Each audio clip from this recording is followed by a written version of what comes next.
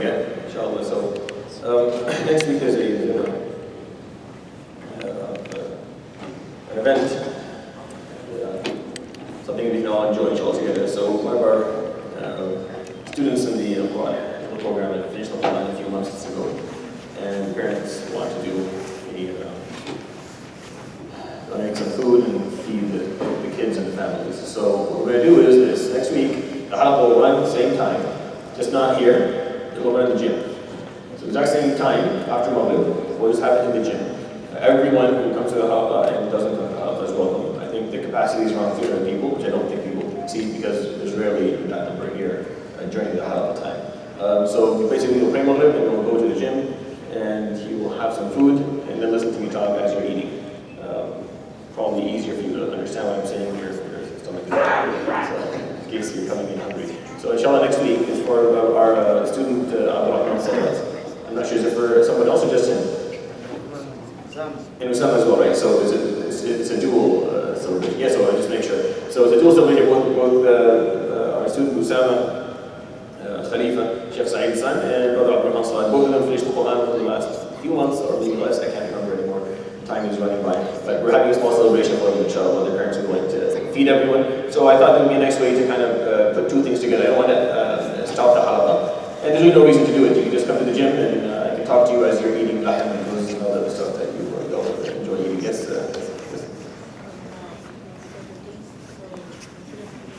Yeah, so the Sira Halaqa, we'll pray Maghrib here, and you just go to the gym. Instead of just attending the Sira Halaqa here in the masjid, we'll attend it in the gym. There'll be food and everything. I'll just do the same site. Just next Saturday. The Saturday after that, well, the time will have changed by then, I believe. I'm not sure yet, I'm not certain. But I'm thinking that the time will be changed by then. If it is, I'll double check. Then this will become after Isha. You can't stay after Maghrib anymore because then will be like 5 o'clock or something, and no one's coming around 5 o'clock on a Saturday.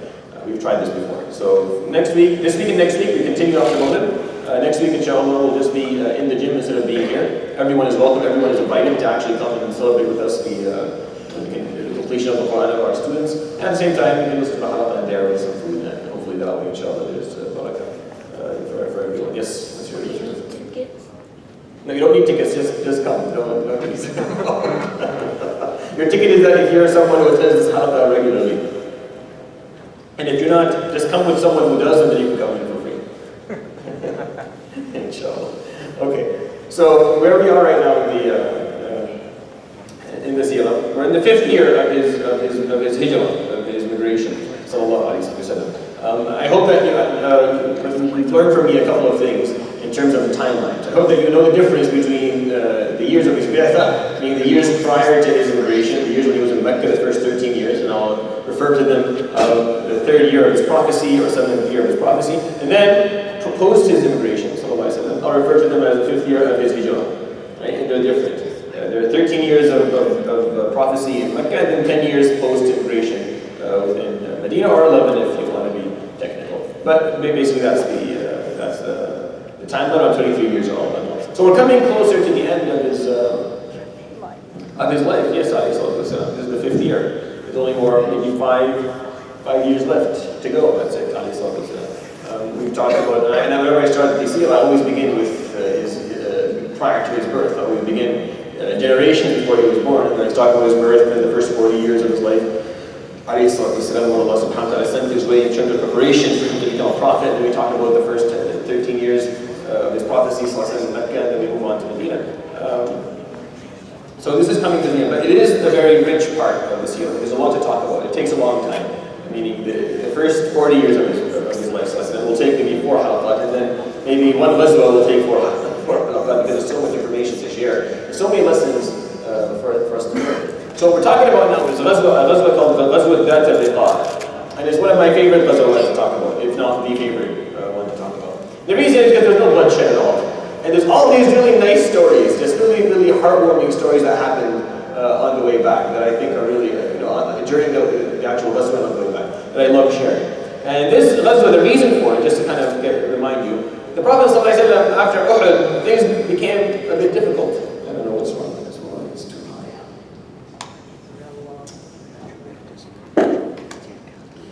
And a lot of the tribes that had signed treaties with him, ﷺ, were breaking their word and betraying him. And many of the Muslims who were completely innocent, had nothing to do with almost anything, were killed, and many of them were young. And Banu Nadir tried to assassinate him, in Medina. Things were getting out of hand because people were feeling that, okay, maybe we can get rid of him. Maybe the Muslims aren't that big of a deal. Maybe to begin with, we shouldn't have signed these treaties with them or entered into these agreements or even been a part of the constitution that he proposed, alayhi salatu wasalam. So all these problems were going on. And then, alayhi salatu wasalam, he couldn't respond to all of them because if he did, he would get too distracted. There would be too many wars and this would never end. So he would send people to diffuse these situations. Like Abdullah ibn Unais, he sent Khalid ibn Sufyan to kind of end it quickly. And he didn't answer. He didn't fight back for what Abdul Waqara did to the 70 Qurra who went to them to teach, nor did he take revenge on Shuhada of Rajeh, Khubayb, and Zayd, and Abdullah ibn Tariq, and all the rest of them. He didn't really react to these things. He couldn't at the time.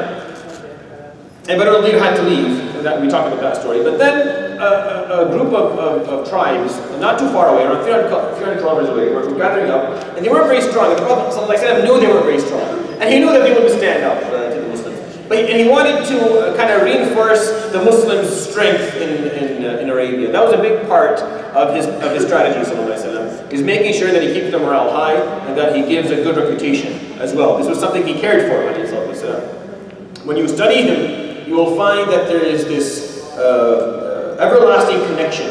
Even it's a fusion of al-zahir and al-batin, of content, of what matters on the inside, and of appearance. And you find them coming hand in hand during his life, never being dissociated at all, never being disconnected at all, never being spoken of as two separate entities, that either you're going to be someone real or you're going to look good. It was never spoken like of that in that way during his life. You'll never find evidence of it at all. Alayhi salatu wasalam cared for both equally, the same time, simultaneously. He cared for them. You had to have a clean heart and you had to have clean clothes.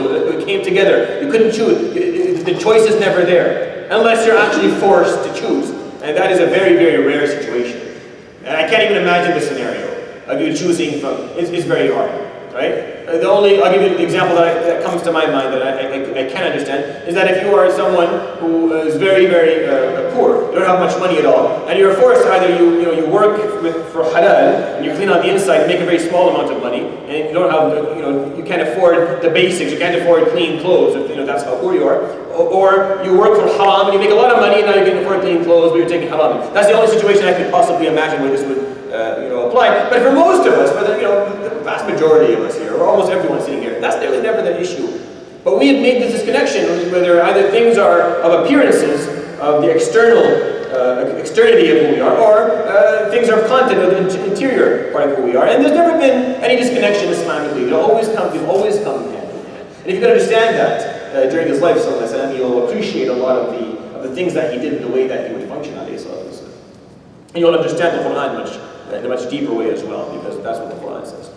So ﷺ cared for that. So he took an army and then he marched 300 kilometers. It was during the midst of summer, and they didn't have many horses or camels, so they walked the whole way there. It was called that because all their shoes were ruined by the time this was over, and they had to rip pieces of their own clothing off and tie their own feet in order to walk on the boiling sand. And riqa means pieces of clothing, ripped pieces of clothing. So when they came back, everyone saw they looked different. Their clothes were ripped, and they were wearing something weird on their feet because their shoes were ruined, or their footwear was ruined. So Alayhi Salatu Wasalam arrived there, and I told you about the first story, which is Salat al-Khawf. And there was a lesson in the prayer of fear. There's a certain way of praying when you're in fear that has a certain system to it. So even during war, Allah subhanahu wa ta'ala sent down Surah An-Nisa with a command in it to teach us how to pray when it's wartime.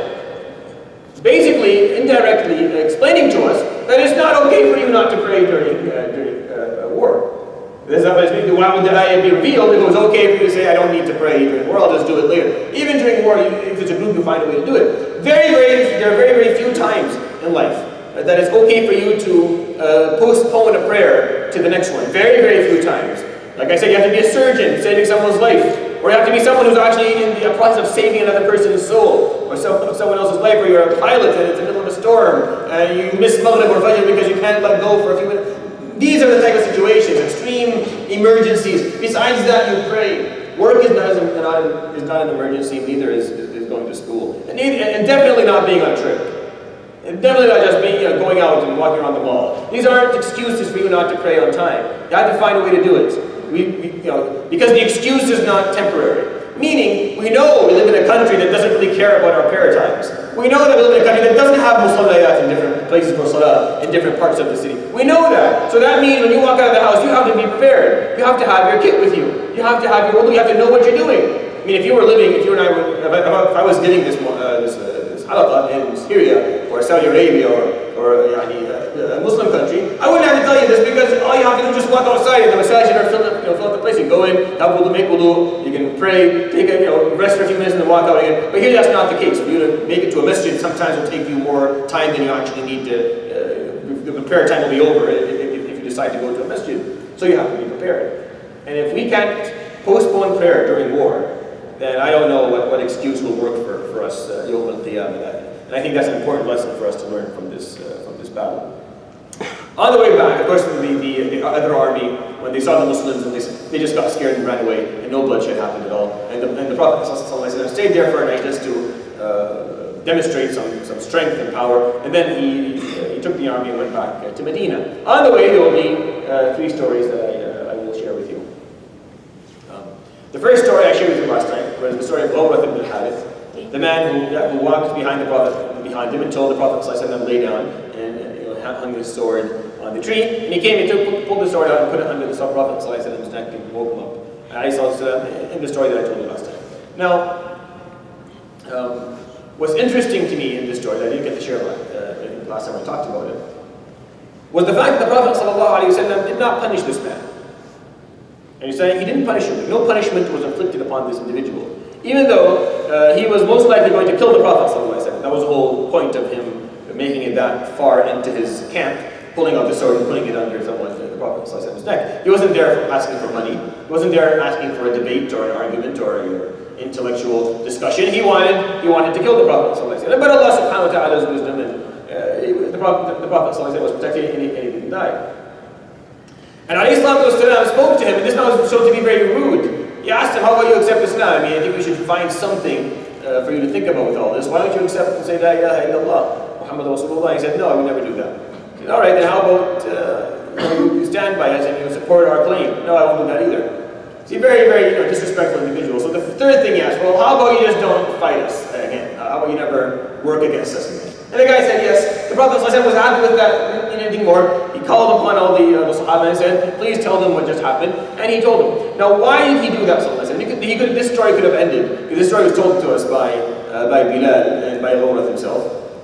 The Prophet ﷺ could have just sent this guy on his way, or without actually waking up the Sahaba, is he showing off? Not at all. ﷺ wanted to teach them a lesson. He tried to kill him. Yet the Prophet ﷺ did not seek punishment. He did not seek vengeance upon this man. You know what I mean? You could have easily done that. He didn't do it. And he wanted the Sahaba to see that. And he wanted us to learn this story. You'll find this story in Bukhari, by the way. It's a very authentic one. One of the more authentic ones. And the reason that we learn this story is that the Prophet ﷺ, when possible, when he's capable of not shedding blood, that will always be the option he will take. If there are 2 options and one of them involves bloodshed, the other one involves no bloodshed, then he will immediately choose the one that has no bloodshed in it. He will always choose peace, he will always choose ease. He will never choose violence unless he is forced to, unless he has to defend something. Never.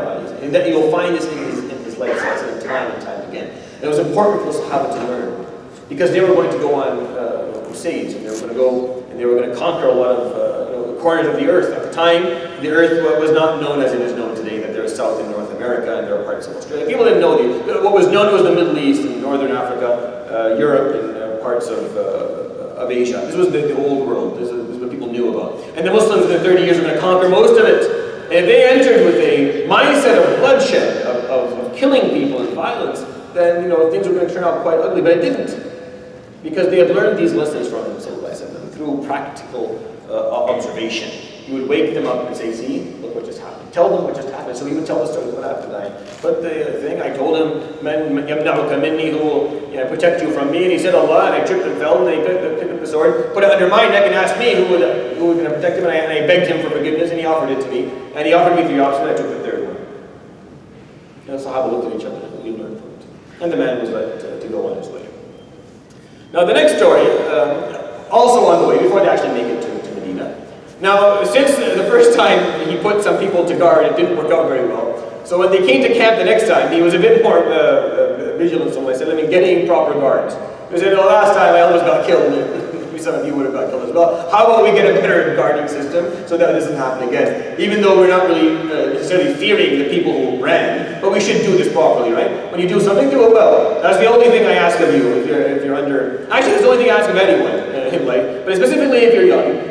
And you're still in the age where your parents have to take care of you financially and socially, then listen to what I'm going to tell you. I've said this many, many times, and if you've been with me for a long time, you've heard this from me. When you do something, do it well. Do it well. It's all, just do it well. Do it. Don't act like you're doing it. Don't act like you're doing it. It's easy to read through that. It really bothers parents and teachers and people around you when you do something but you're not really doing it. When you're studying but you're not really studying, you're just staring at the book, thinking about something completely irrelevant to it, and then you find yourself 3 hours later still staring at the same page with no information whatsoever. But remember when you read a paragraph and you find yourself reading it like 50 times and still you understand nothing? Well, why? Because you're not doing what you're doing. You're acting like you're studying, but you're not really doing it. The whole essence of who you are is somewhere else. It's important when you do something, you do it well. That is a very, very important. That's what ihsan basically is. If you come to the essence of ihsan in Islam, it's just doing things properly with excellence. It's making sure that you do it. We're always like that. When your mother asks you to clean your room, well, if you're going to do this, then do it well, please. Make sure you actually clean it. If you're going to take care of something in the house, if you're going to write your homework, if you're going to come to the Quran Halaqa, if you're going to come to a Halaqa, do it. If you're going to do it well. Don't do things with half the effort. It's not something Allah subhanahu wa ta'ala rewards you for, and people will easily see you do it. And you'll just get into the habit of not being an accomplisher. You won't accomplish things, and you won't do well in life, because you get used to just kind of whatever, acting like I'm doing things. I'm not really studying, I'm not really learning, I'm just going to school, I'm not really learning anything. I'm just sitting there the whole time playing around. But people ask me, I went to school. Yeah, I know you did, but did you really learn? No.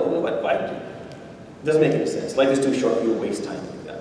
So, and this is what the Muslims were taught most of the time throughout their lives. And this is why you find them so efficient. So anyways, the Prophet ﷺ would say, okay, we need people on different parts of the camp to stand guard. So we'll have 2 people at a time, so one person can sleep, the other one can stand and watch and stay guard, stand guard.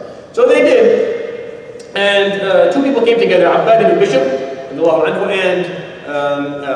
ibn Yasir, so both these people came together, they were paired, they're like, alright, let's agree what we're going to do right now. And it just happened to be that they were standing on the side of the camp that was facing Mecca. It just happened to be that was the side of the camp that they were assigned. They were facing Mecca. Just keep that information. So they're talking, okay, who's going to sleep the first half of the night, and then someone will stand, and then we'll switch. Then the person who will sleep will wake up, and the person who's standing will sleep, and that way we'll make sure that we do any shifts. So Ammar said, well, I like to sleep the early part of the night. I get tired at around 7, and I like to sleep early, if that's okay, and I'll wake up for the remainder of the night. So Abbad, I said, that sounds fine to me. That's fine. You can go ahead and sleep. So I went up, he lays down, he sleeps. And Abbad, who's standing, and he's facing, he's standing guard, but he's facing what he's facing. He's facing Mecca, right? He's like, well, I'm facing Mecca, and I might as well pray. There's no harm. Like I'm facing Mecca, I can see everything in front of me, and it's Sunnah. So Sunnah has a bit less strict rulings in terms of stuff like that, especially during war when it comes to prayer. So he said, I might as well pray. So he did. Allah, and he started to read, and he's facing, of course, this open land. He's covering his part. He's facing Mecca. And he's reading the Quran. And funny enough, there was actually someone who was following them, just like the other guy. But this guy was hiding in the bushes far away, so he wasn't visible. You couldn't see him either way. But he saw, he could hear Abbad's voice reading the Quran, and he could see him standing. So he took out an arrow from his pouch, and he pulled it back, and he sent it soaring. And it hits Abbad right in the arm. Doesn't go in too deep, but it hits. So Abbad, of course, screams loudly, takes it out, starts to cry, and his mother, no. So Abbad radiallahu anhu, what he does is he pulls it out, throws it down, and continues his prayer. So he throws down the first. Have you ever seen an actual arrow? Arrows are heavy, and they are quite scary to look at. They're not. I know maybe when you're kids, you buy this plastic stuff, and they're ridiculously small and useless. But the actual arrow that they would use, because the bow is quite large, and to pull it back you need a lot of strength. So when it goes soaring, it's actually quite powerful, and it has a lot of velocity. So when it hit Abbad, it goes in. It's actually quite painful. Imagine yourself, you're not cutting yourself, someone stabbed you with a knife, right, during your prayer. Would you continue? I don't know, I probably wouldn't. But Abbad, he just pulls it out, throws it down, and it's like whatever, it's an arrow. So he continues to pray. So the guy who threw the arrow, is like, did I not hit him? I'm pretty sure I hit him. Nah. So he tries again, he sends another arrow, it hits something closer. This guy's a good marksman. So hits him again, and I was like, what is this inconvenience of what I'm praying? So he pulls it out again and throws it down, continues to pray. Now the guy's getting really irritated. Like this is the second arrow. I can't understand what's happening. He's still praying and nothing's going on. The guy's standing there. So he throws the third, and this time it's a bit worse, and it hits pretty hard. And Abbad makes a little noise, like as he's praying, and some blood splatters, and it hits the face of Abbad bin Yasir. Wakes up and he's like, what the? Abbad, you're bleeding, and you can see 3 arrows. So he picks up his sword and he goes, looks, and he finds the guy who did it, and he takes him out, and he comes back, and he finds Abbad bin Bishop still standing there. So he waits, and Abbad finishes his prayer, and he asks him, Ma sana'at ya Abbad, why did you wake me up? You're bleeding, man. Look at your shoulder. What did you do? Faqad. This is what he said. I love this part of the story. It's the words that Abbad said. قال والله لقد كنت في سورة لزوال الدنيا عندي أحب إلي من أن أقطعها فقلت في نفسي هو سهل.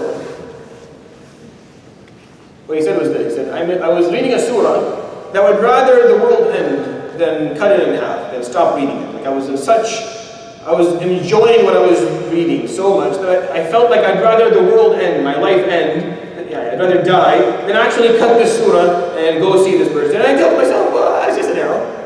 No big deal, he's far away. Like based on how hard it hit me, he must be at least maybe a kilometer away or something. I don't know.